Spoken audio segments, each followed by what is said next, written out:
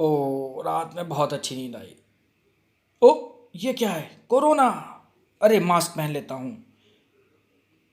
अरे मास्क तेरा क्या करेगा रे, कोई काम का नहीं है। ओ तेरे की।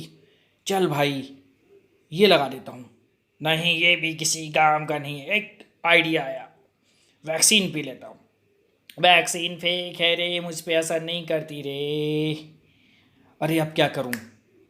इस बैन के भैया को तो मुझे मज़ा चखाना ही होगा। इसकी माँ की जय बोलूं। भाग जा कोरोना, अब मैं तुझे नहीं छोड़ूंगा। तेरी मौत मेरे हाथों में है। नहीं भैया नहीं, मैं कोरोना अब यहाँ नहीं आऊँगा। यहाँ पर तो इलेक्शन होने वाला है भैया। इलेक्शन बचाओ बचाओ, इलेक्शन से बचाओ। ये मेरी जान ले लेगा इलेक्शन। मैं बहुत डरता हूँ इलेक्शन से, प्लीज़ सॉरी। नमस्कार दोस्तों, जय हिंद। आज़ाद देश भारत में महिलाओं के पहनावा चुनने की आज़ादी पर सवालों का सिलसिला रुकने का नाम नहीं ले रहा है। पिछले कुछ दिनों में दो नेता महिलाओं के कपड़ों को लेकर अपनी तंग सोच का प्रदर्शन कर चुके हैं। जहां उत्तराखंड के सीएम को फटी जीन्स नापसंद लगी, तो वहीं बंगाल की बीजेपी चीफ दिलीप घोष को 66 साल की मुख्यमंत्री ममता बनर्जी के साड़ी में पैर दिखाने से परेशानी हो रही है। अहम पदों पर बैठे इन नेताओं के बयान ये बताते हैं कि मर्द महिलाओं को उनको पहनावे से आंकते रहेंगे और महिलाओं की उपलब्धियों को डिस्क्रेडिट करने का कोई मौका नहीं छोड़ेंगे। अगर आपको लगता है कि सत्ता में आने के बाद या उसके आने से राजनीति में बड़ा नाम बन जाने से महिलाएं सेक्सिज्म की आग में झुलसने से बच जाती होंगी, तो ये आपका मात्र भ्रम है। भारतीय राजनीति में बड़ा नाम बनाने वाली महिलाओं को पदों की जिम्मेदारी तो मिली, लेकिन नेताओं की छींटाकशी से सुरक्षा नहीं मिली। महिलाएं फिर चाहे संसद में पहुंच जाएं या सालों साल किसी राज्य की कमान संभाल ले, पुरुष नेताओं की सेक्सिस्ट टिप्पणियों का वो बार बार शिकार हुई हैं और होती रहेंगी। ताजा मामला पश्चिम बंगाल से है। पश्चिम बंगाल चुनाव में जमकर बार पलटवार हो रहा है। इसी जोश में कई नेता अपनी मर्यादा भी भूल गए।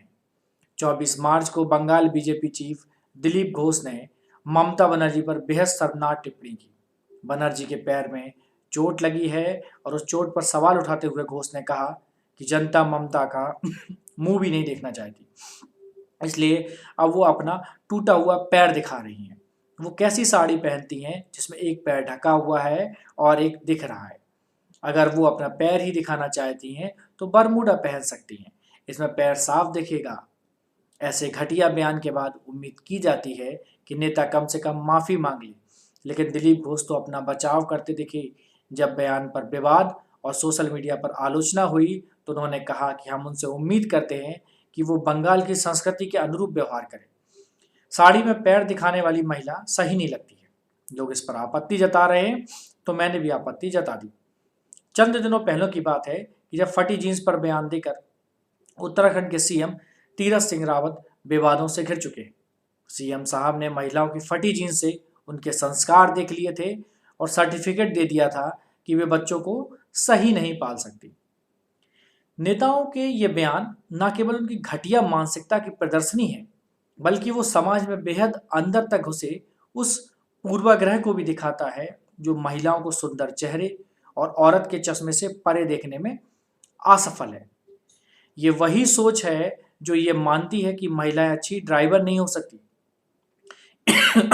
ये बयान जेंडर रोल्स को लेकर पूर्वाग्रहों को भी पुख्ता करते हैं।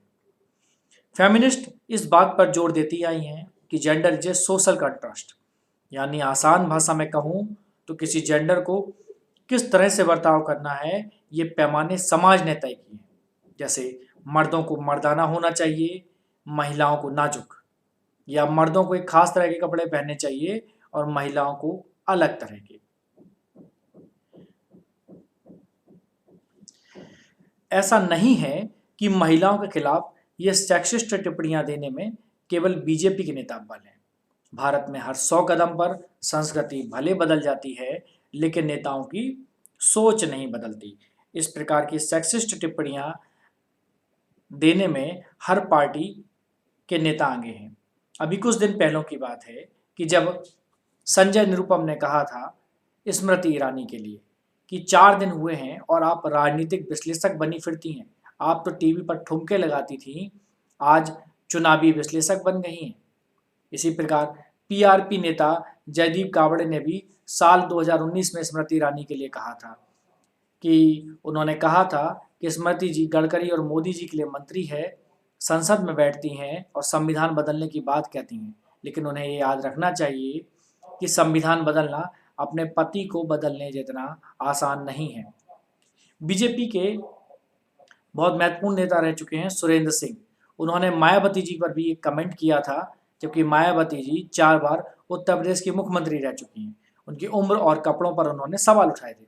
उन्होंने कहा था कि मायावती जी खुद रोज फेशियल करवाती हैं, वो हमारे नेता को क्या शौकीन कहेंगी। बाल पका हुआ है और रंगीन करवा के आज भी अपने आप को मायावती जी जवान साबित करती हैं। 60 वर्ष की उम्र हो गई है, लेकिन सब बाल काले हैं। 2013 में एसपी नेता ओम प्रकाश सिंह ने भी मायावती की अपीयरेंस पर कमेंट की थी। उन्होंने कहा था कि आपने मायावती जैसी बदसूरत महिला को 5 साल तक बर्दाश्त किया, अब आप बस कुछ मिनटों के लिए ध्यान नहीं दे सकते। इसी प्रकार अपनी घटिया बयानबाजी के लिए पहचाने जाने वाले सुरेंद्र सिंह ने एक और कमेंट राहुल गांधी जी और उनके परिवार के लिए भी कहा था कि राहुल जी भी अपने कुल की परंपरा को आगे बढ़ाएं। ये अच्छी बात है, उनकी माता जी भी इटली में इसी पेशे से थी और उन्होंने आज सपना को भी अपना लिया है। इसी प्रकार प्रियंका गांधी तो इन टिप्पणियों का सामना काफी समय से कर रही हैं। उनके बारे में बिहार के मंत्री विनोद नारायण झा ने कहा था कि प्रियंका गांधी बहुत सुंदर हैं, लेकिन उनके पास कोई दूसरी प्रतिभा नहीं है, ना ही उनके पास कोई राजनीतिक अनुभव है। एक और बीजेपी नेता है हरीश द्विवेदी। उन्होंने प्रियंका गांधी के बारे में कहा था कि प्रियंका गांधी दिल्ली में जीन्स और टॉप पहनती हैं, लेकिन जब ग्रामीण इलाकों में जाती हैं तो साड़ी और सिंदूर लगा लेती हैं। इसी प्रकार बीजेपी नेता विनय कटियार भी इस प्रकार के बयानों के लिए फेमस रहे हैं। ऑस्ट्रेलियाई एक फेमिनिस्ट राइटर हैं, उनका नाम है जीडी एंडरसन। उनकी एक बात बहुत ही फिट बैठती है, जो उन्होंने फेमिनिज्म को लेकर कहा था। उन्होंने फेमिनिज्म को लेकर कहा था कि फेमिनिज्म महिलाओं को ताकतवर बनाने के बारे में नहीं है। महिलाएं तो पहले से ही ताकतवर हैं और दुनिया इस ताकत को किस तरह से देखती है, बस उस नज़रिए को बदलना ही फेमिनिज्म है। तो दोस्तों, उम्मीद करता हूँ कि ये वीडियो आपको पसंद आया हो, तो इसे लाइक करें, शेयर करें और वो जो लाल बटन दिया हुआ ना सब्सक्राइब वाला, उसको ज़रूर दबाएं, किसी भी तरह से दबाएं। बस आपको उस चैनल को सब्सक्राइब करना है। नमस्कार, जय हिंद।